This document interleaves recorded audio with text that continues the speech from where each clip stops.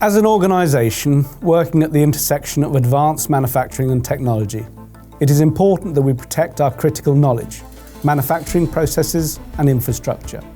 We've worked with the CP&I, now the National Protective Security Authority, to increase our awareness of the threats, potential vulnerabilities, and importantly, to put in place mitigations to protect our most critical assets, from our staff through to our intellectual property.